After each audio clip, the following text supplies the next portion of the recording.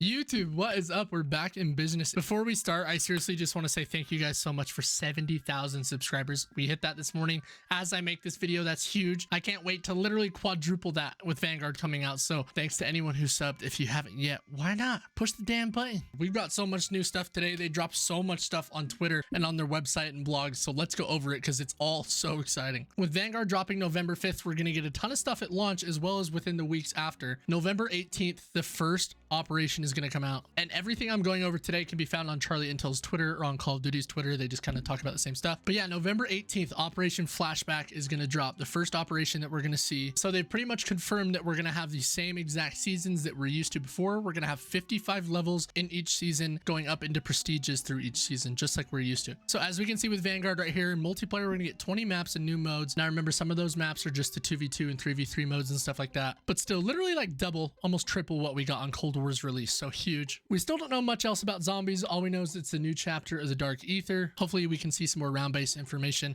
not just the outbreak mode, you know, that we've kind of been given footage of. Like they've talked to us about before, the campaign is going to be on 4 global fronts, and in Vanguard, we're going to get shipment back, and shipment's not going to drop on release day November 5th, but on November 17th, we're going to get the map back. So if you guys remember in Modern Warfare, Call of Duty 4, World War II, we had this map and it's coming back again. It just means we can all get our camos and grind our XP faster than ever and rage more than we ever have as usual. So now with Verdansk ending in Warzone, we're going to get 3 limited time modes. Preseason countdown comes in November. And as we can read down here at the bottom, premium owners get first access to new Warzone Pacific map and plane skin on December 2nd. So December 2nd is when the new Warzone map is going to release. But I'm making this video as things are going live. So as we can see, the end of Verdansk is going to begin November 30th. And this was tweeted literally 1 minute ago. So November 30th, the map is going to end. We can see at the release of the game, Rebirth Island will still be playable in Call of Duty Warzone after the Pacific launch. Battle Royale mode will be there. Plunder will also return. It gives us a cool little image of the beach. I'm excited for it to be on an island surrounded by water. I'm stoked for that. The new map itself is going to be called Caldera. So the new Warzone map is available 24 hours on December 2nd for those who own Vanguard,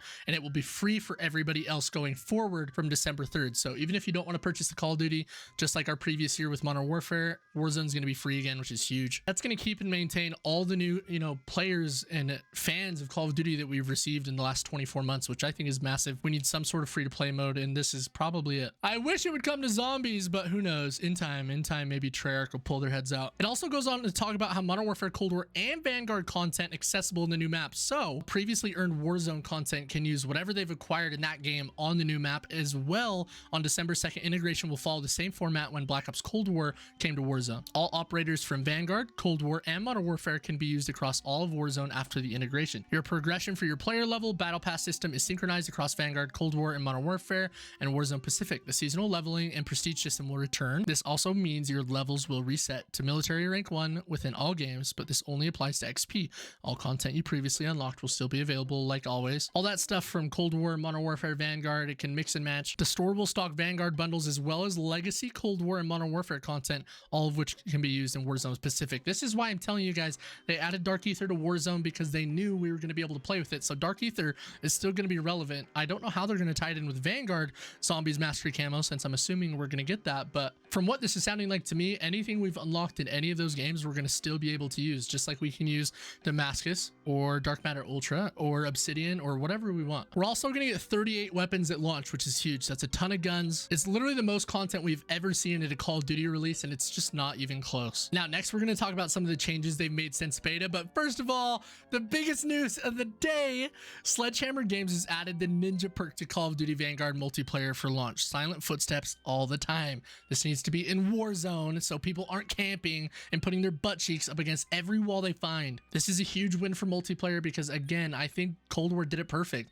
If you add headphones, you could barely hear people with dead silence, and that's the way it should be. Having Ninja as a perk allows people to decide if they want to camp or if they want to play aggressive. Neither get punished for playing their playstyle, and both can play to their best ability the way they want. So there's a lot of new stuff that they go over, whether it's lighting, audio, movement, stuff like that. But one that I really want to focus on is in the movement. movement with grenades and weapons. When you get shot in this game, like other FPSs, you really slow down. It's like you're moving through mud. You can't move at all. They're adding a perk called Dauntless that makes you immune to movement reducing effects, but they also nerfed kind of everything that we saw in the beta that made it so we literally couldn't walk. We're going to get some exciting images. I don't know how much the dogfighting is going to play into the new map, but you can already see, look at the color difference, right? It's night and day. There's life on the map. I'm excited to see what they have in store, how they used old components of Verdansk as well as brought in new components for Pacific. I'm excited for all this to be on the Vanguard engine and feel just like Modern Warfare while taking in everything good from Cold War, Modern Warfare, and Vanguard, all the above. We get a look at the new logo there, so it's no longer going to say Verdansk or anything. It's going to be Call of Duty Warzone Pacific.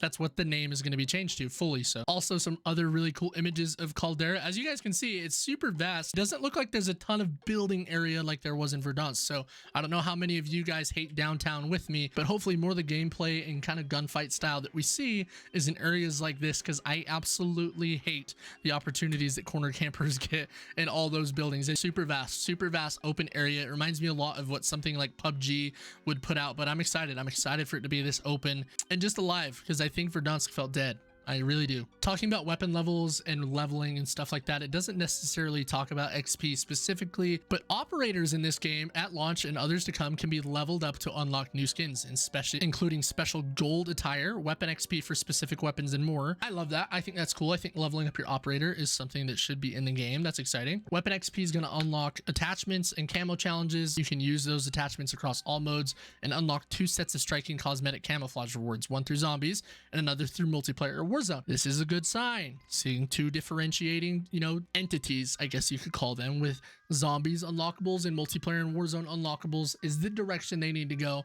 And I've been preaching that for about 12 months. So I'm excited that that's kind of what it seems like they're doing. We're going to get some images of multiplayer maps that just dropped too. And man, oh man, it's just Call of Duty World at War vibes. It's kind of crazy. It's immaculate. The lighting, the colors, everything looks healthy, fresh, good. It reminds me a lot of World at War, but mixed with World War II and kind of the new Modern Warfare era of games. Because remember, it's been 5 years since we got a World War II game. So this game's going to be night and day different than anything we're used to. Don't expect it to be like just another World War II game that we've had. Something kind of exciting too. So with Warzone Pacific launching in the new map Caldera, we're going to get playlists, Vanguard Battle Royale, World War II weapons only, and dogfighting. So that's where those planes are going to be, the new vehicle that we're going to get. But Caldera Battle Royale, all weapons from Vanguard, Black Ops Cold War, Modern Warfare, and more. Don't know what that means, but we're going to get Plunder and Rebirth Island as well.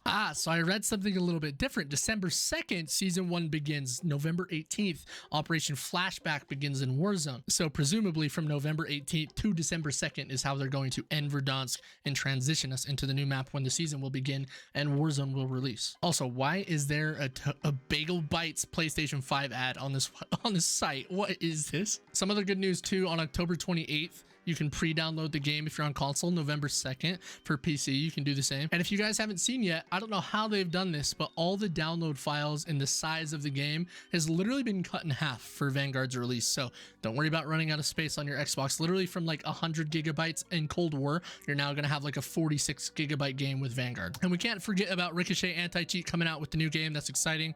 We'll see how well that works. I'm not too confident, but if you guys want to check out any of the info, I highly suggest you check up on Charlie Intel. Their website is fantastic. They'll go over everything more in depth than I did. Again, anything I'm reading you guys is from their site, but I think that's going to kind of be the end of the video today. Just wanted to bring you guys some updates and exciting new information since we finally have got some and we're a week away from Vanguard. I think I might go back and play some Modern Warfare, some World War II before the release of Vanguard. We'll do that on stream as well as in my videos up to then. But if you enjoyed the video, leave a like on it, comment. It helps the video get out there to people who haven't had the chance to see us yet. And if you are new, sub. Lots of new stuff coming next year, obviously with the new game. I hope to be at 500,000 subs. So thanks to everyone who supports me and continues to do so. You mean the world to me for real. We'll see you in the next one. Have a kick-ass rest of your day if you're just starting it. Sleep well if you're just ending it, and peace out.